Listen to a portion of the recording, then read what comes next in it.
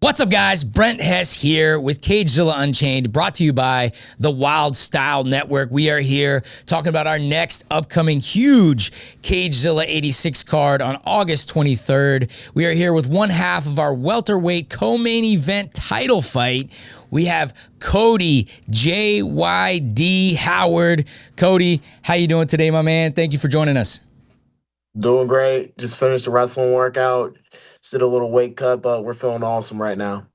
Beautiful, man. Beautiful. Well, since your first time on, I know who you are because I commentated your last one. But give our Cagezilla Unchained audience a chance to get to know you a bit. Give us a little of your background, your upbringing, if you want to share, and ultimately kind of what led to MMA, the sport of MMA, for you. So my name's Cody Howard, and I originally grew up in Cleveland, Ohio, and it was kind of hard growing up there. You know, it's tough living. I had to work for almost everything I have, and I loved it there. It really built a lot of character and development out of me. And some a little bit more to know about me is my dad and my uncles were also MMA fighters, and my dad owned an MMA school up in Cleveland, Ohio. And I've been built into the system of MMA. I've been doing it my whole life. I watched Boss Rutan, George St. Pierre, the old Anderson Silva, Forrest Griffin, all the older generations, and I loved watching older fighters fight. I thought watching them really upped my game too. Just growing up, just watching, just being around the sport the whole entire time.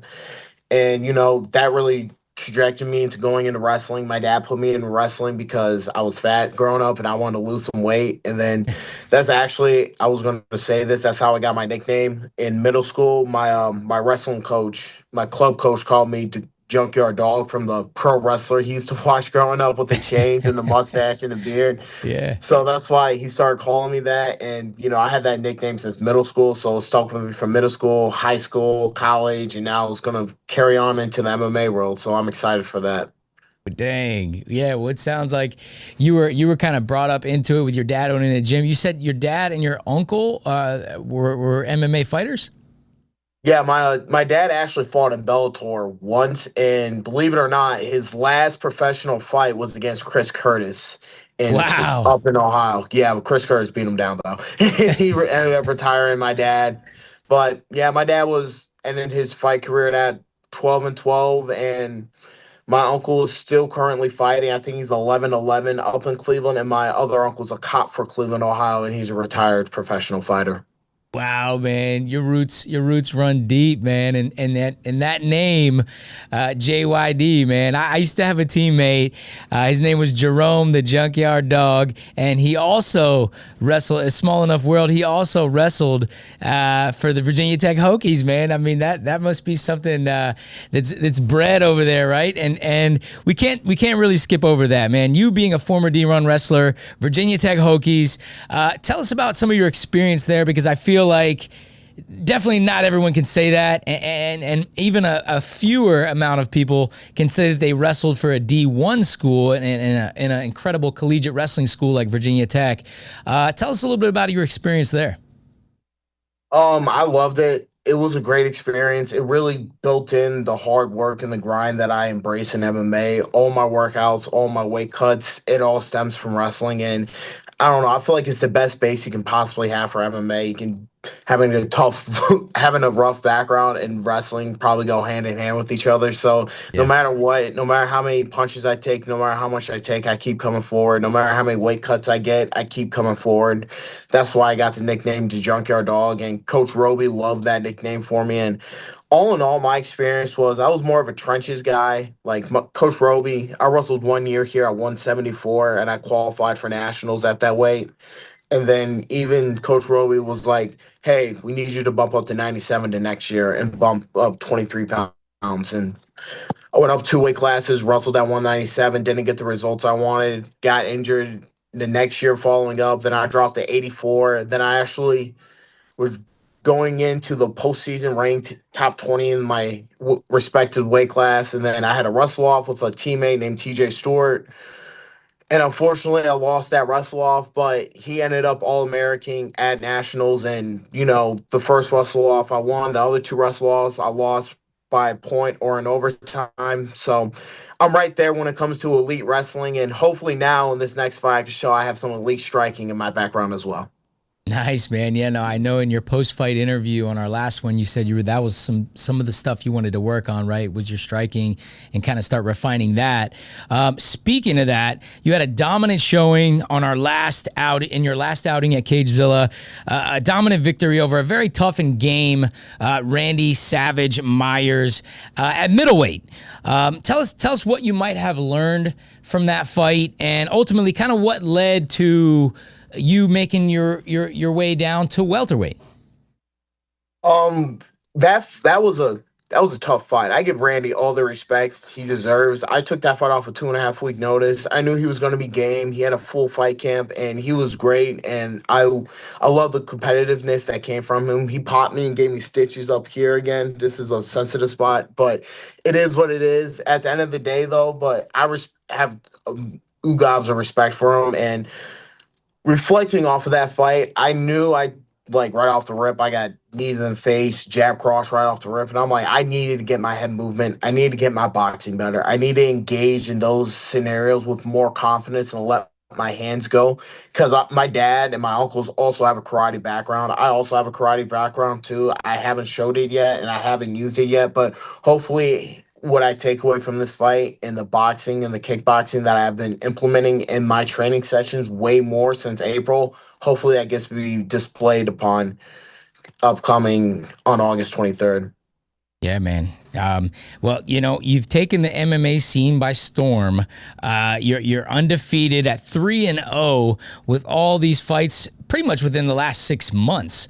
I know you're no stranger to combat sports, but I mean, in MMA, you've had most of your experience within the last 6 months, and you're sliding right into, and deservedly so, to compete for the vacant welterweight title here at Cagezilla versus Wei Fu Fanjing, a guy who has had all of his fights here in the Cagezilla cage, and has competed since 2023. Tell us what you might know about him, first of all, I guess heading into this big title fight August 23rd.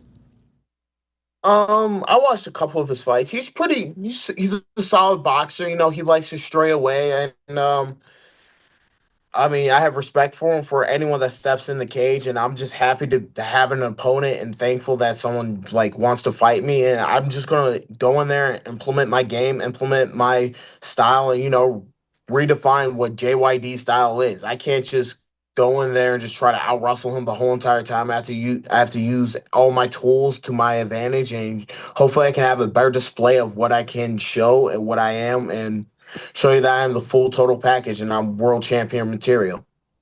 That's awesome, man. Yeah, no, I mean, I think the sky's the limit for you, especially with the background that you have. And Weifu is excited to get in here too, man. And he didn't really hesitate, man. A lot of guys turned you down, and Weifu did not.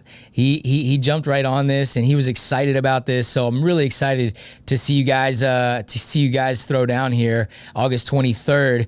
How's the weight cut going, man? Moving from middleweight to welterweight. Is that I mean, I know weight cutting is not something you're unfamiliar with, but whenever you're making that 15-pound jump downwards, it must be something. Tell us how that's going for you. I think it's going great. So far, my diet's been on point. I have a great dietitian that I work with almost every day, and honestly, I can't really complain. 170, I was 174 at one point 3 years ago, and now I'm going back down to 170. I think that's going to be a more natural weight for me. I think I'm going to be bigger and stronger than the majority of my competition there. I think I'm going to be a filled out welterweight, and hopefully I keep my power and my conditioning, and I don't know. I feel great. I feel great going down. I don't mind. I don't mind cutting weight. I don't mind starving. It's okay. You're used to the grind, man. It sounds like you're used to it, and that's where you got your nickname from. Well, tell us, JYD. I mean, I know I'm excited to see you back inside the Cagezilla cage, but tell our audience what they can expect to see from the Junkyard Dog as he enters the Cagezilla 86 cage for our co-main event title fight. What kind of energy you'll be bringing into fight night? I'm bringing in that JYD energy as per usual. I'm coming in. I'm going guns blazing. I'm scrapping, and I'm always looking for that finish. I don't believe in going on scorecards, taking things to decision. I was actually disappointed with my last fight that I went to decision. Anytime I get an opportunity to finish someone, I'm taking it. I'm going to have a nonstop pace for 15 minutes, redefining what junkyard style is. Like that's what my name is. I'm constantly all gas, no brakes. I'm going to break him, and that's just it. Yeah. I like that, man. I like that energy. And yeah, if people don't already know who JYD is, they will come August 23rd, man. Well, I always like to kind of finish up with a quote or a motto, maybe something that your coaches have shared with you, something you've read, something along the way that maybe your father, your uncle have shared with you, something that means something to you that you can pass along to our audience and maybe empower them a bit. Well, what I've been just telling myself and what my coaches have been telling me here in Team Man is redefine that junkyard style. Keep refining it, and come fight night, he's gonna know what the junkyard is. He's gonna know it's gonna be rough, it's gonna be tough, it's gonna be grueling, and I hope he can handle it. Going to take him to deep waters. It's going to take him to the dungeon. Going to take him to where he can't he can't survive. That's just how I roll. That's just how I operate. Take him to the junkyard. That's right. Yes, I love sir. it, man. I love it. I love the name too. Well, give us a way, man. I know you got a bright future. Like I say, give us a way that we can follow this journey and show you a little love online, whether that be, your social medias or your team's social medias, or give out any shout outs you might want to give out. Go ahead and do that now. Shout out to Team Man and BJJ. If you look that up on Instagram, it's the same thing. Shout out to Gorillas _ ATX. It's where I also train out of. And shout out to Clay Surratt, who's my main MMA coach right now. Shout out to him. And if you want to follow me and just see any up-to-dates or what I'm going through in my life, it's Dakota, DAKOTA JYD _ on Instagram. Awesome, man. Yeah, no, I follow you, and I know you got some exciting stuff going on, man, and it sounds like you're very, very focused headed into your title fight here, man, and I can't wait to see you. I appreciate you joining us, man. I know you said you just finished training and a little bit of weight cuts, so I know you got a ton of stuff going on, so I appreciate you taking a little time to join us, man. I hope training and everything continues to go awesome for you, and you stay healthy, which is the most important thing, right? Little black eye never hurt anybody. I see that on you, but yeah, I hope you stay healthy, and I can't wait to see you in there, man. Thanks once again for joining us here on Cagezilla Unchained. Yes, sir. Thank you for having me. All right, guys. Well, there you have it. One half of our welterweight co-main event title fight. We have Cody, the Junkyard Dog Howard. Make sure you guys are picking up your tickets at CagezillaTickets.com. You don't want to miss this card upcoming here, August 23rd. We'll see you guys all very soon. Much love and respect. Signing off.